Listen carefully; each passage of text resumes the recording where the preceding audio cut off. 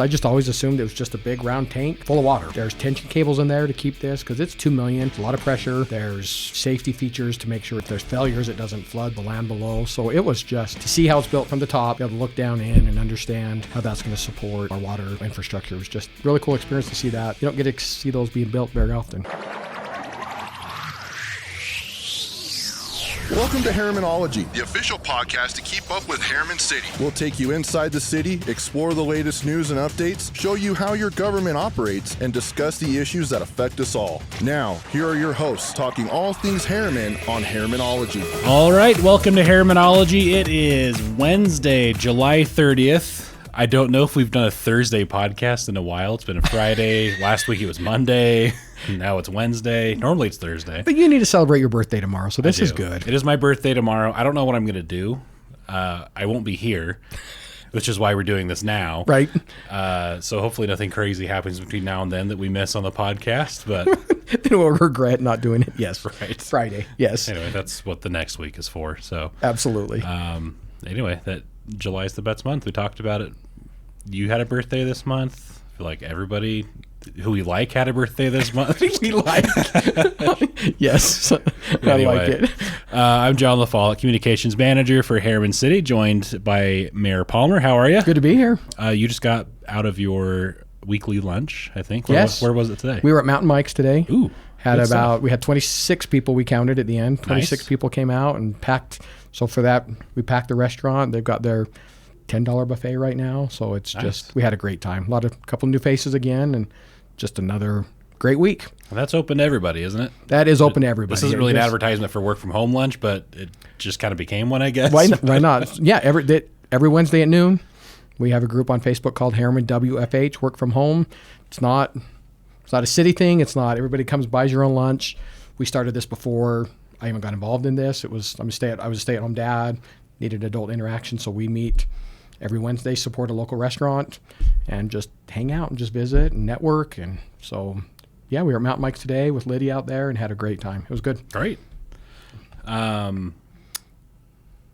don't have a smooth transition. I was trying to think of something witty. I don't have one, but we're going to talk about construction now. Oh, nice. We do have. Okay, there's good news and there's bad news. Right.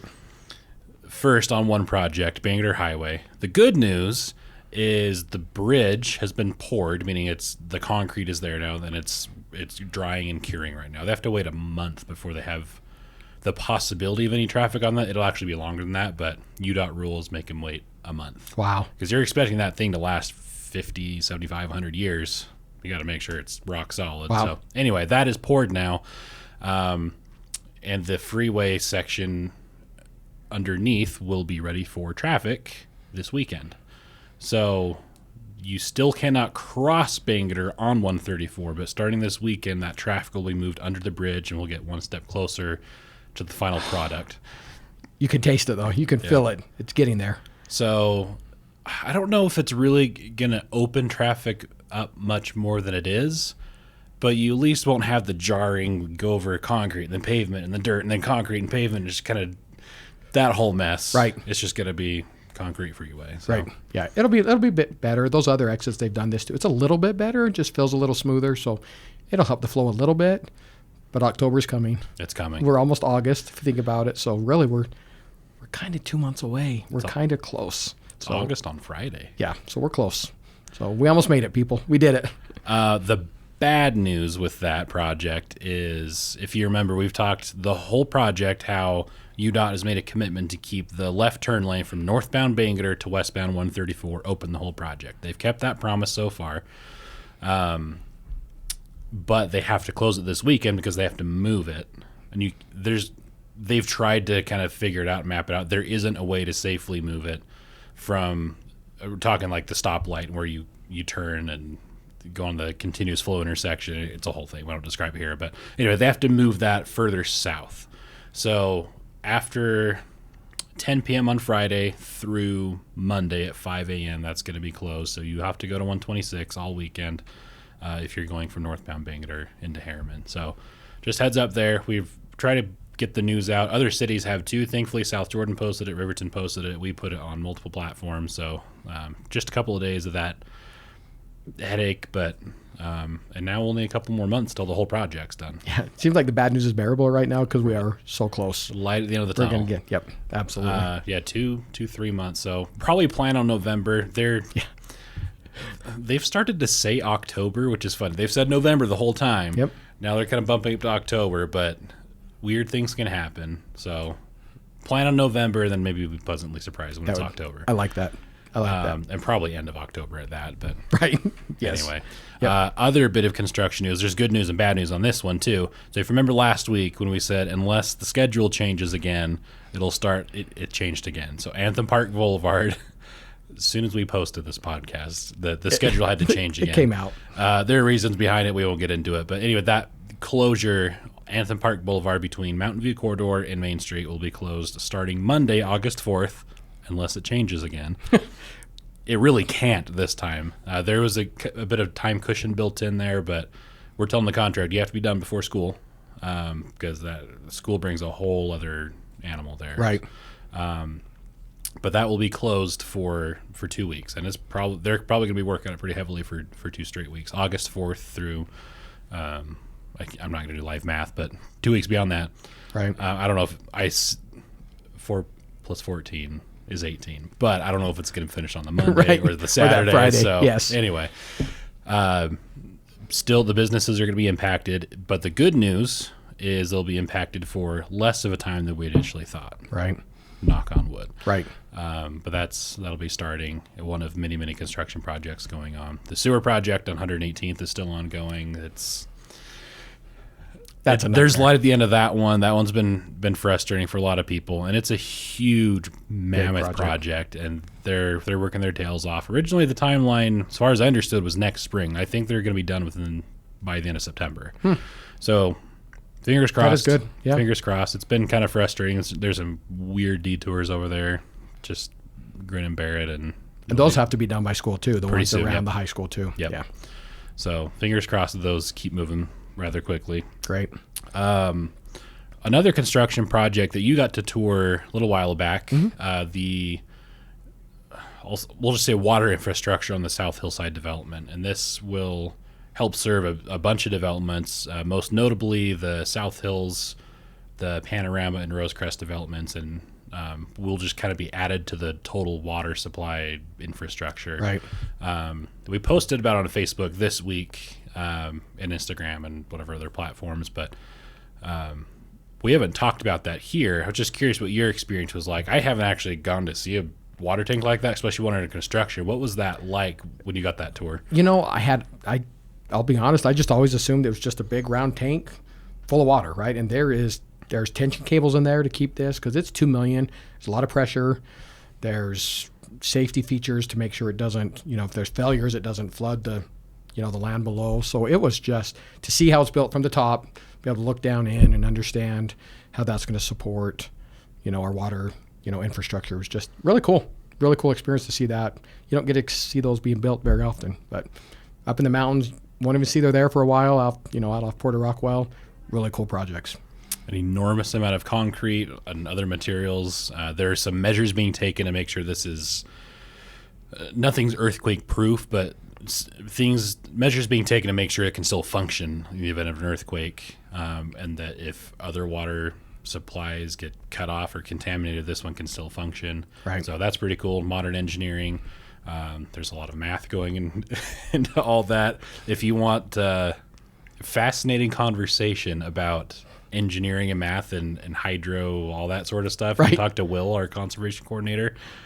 He does a good job making really boring, weird stuff sound really interesting. He really does cool. too. He really does. Anyway, we're gonna try to get Will on some videos. We should actually. He said yes to a few. So Huh. maybe we'll produce those here. We do it. Let's do it. Anyway, kind of a side tangent there, but really cool infrastructure. That stuff is really, really, really expensive. And a lot of people ask, are the developers paying for this? And the long answer is ultimately yes. There are a lot of weird routes that money goes through to get there, so they're fronting the cost right now because they're developing it, or they're building it, and the city reimburses them for now. And then over time, we've talked about impact fees before on the podcast. That reimbursement from the city gets reimbursed by impact fees that are paid by the developer, which in reality is all paid by the home prices for people who move in there. So if you want to go from beginning all the way to the end, the future homeowners are the ones that are paying for this, and it works out because they're the ones who are using it the most. Well, I think that's key. Growth is paying for the growth. It's not current users are not paying for this infrastructure. It's future homes. Just like our homes that I'm in now, I paid for, with my impact fees, I paid for the infrastructure used to support my house right now. So government finances are a jungle, a maze, and their entire career field's built off understanding all this stuff.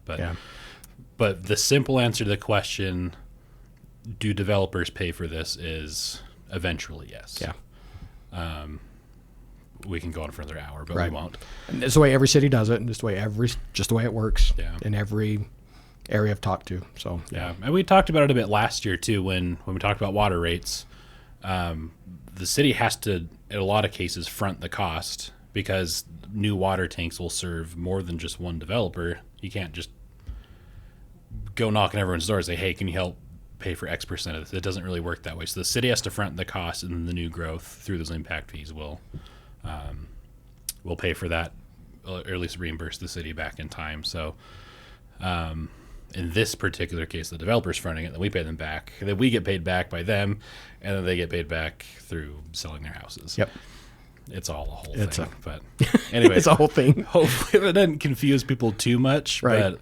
But it's a complex answer to a simple, very understandable question. Yeah, so absolutely. Anyway, August we have, well, not me and not you, but some people in Herriman have a primary election coming up for District 3, City Council District 3. So current council member Sherry Orn is not running again, so that seat is wide open. And the rules are if there are more than 2 people who file for candidacy, then there's a primary election, and that will be taking place in August. Herriman.gov/elections can get you all the information there. Yep. And then ultimately, all the seats that are up for election, main election will be in November later this year. Yep. But if you have a ballot, which they're out. So yes, if you're in that area, you have a ballot. And I would say that's the most basic right we have is to vote. So please get out and vote. That's, those are due in less than 2 weeks now. So please vote. That's municipal turnouts aren't as exciting as the big ones, but these, I tell you, they impact our lives more than so on. Please get out and vote. Yeah. And we can get on a soapbox here, but it's true that there's so much at the city level, at the city council level, that influences your lives. And it's not everything. You have income tax that's state and federal. You have a lot of things that are state and federal, and those things are really interesting, really flashy to pay attention to. But there's a lot that goes on at the local level that we're trying our best, but most people don't seem to really care about all that much. And this is a time that your voice can be heard in your own community. Yep, absolutely. So, all right, well, that'll be it for today. Thank you, Mayor Palmer, for coming in. Thanks for having us. Happy birthday tomorrow. Thank you. Appreciate that. Hope we get some golfing in. You have a softball game tonight, don't you? I do. I don't know if you'll put this. It's fun. This is not a city thing either. This is just a fundraiser for some ladies. Few residents own a business in Bluffdale, and so we've created this fun fundraiser between us and Bluffdale just to raise money for this. It's called Adaptive Arena. Look into it. Their goal is to provide, no-cost sports for, kids with special needs. So it's a really cool event tonight. We'll be over at Summit Academy in Bluffdale playing some banana ball style softball. So we're just going to have a good time and hopefully raise a few $1,000s. Yeah. So, again, not a city thing, but a nice thing that you're kind of just doing on the side. Yep. Drink lots of water. It is hot outside. It's hot. Last year we did basketball. It was nicer because it was inside. So this will be fun. We planted a tree in our front yard a little while ago with a, by the way, shout out to the Utah Water Savers Flip Your Yard sort of program and the tree bait. We took advantage of a tree bait, planted a tree. We're doing our darndest, but it's hot, dry, and windy, and that's not great for a new tree. Oh. So take pictures. Let's I want to see how this turns out. It's getting there. Some leaf scorch going on. I love it. Anyway, drink up, sunscreen, and enjoy. Love it. Well, thank you. Okay, thanks for coming in. Thank you for listening and watching, and we'll catch you next time.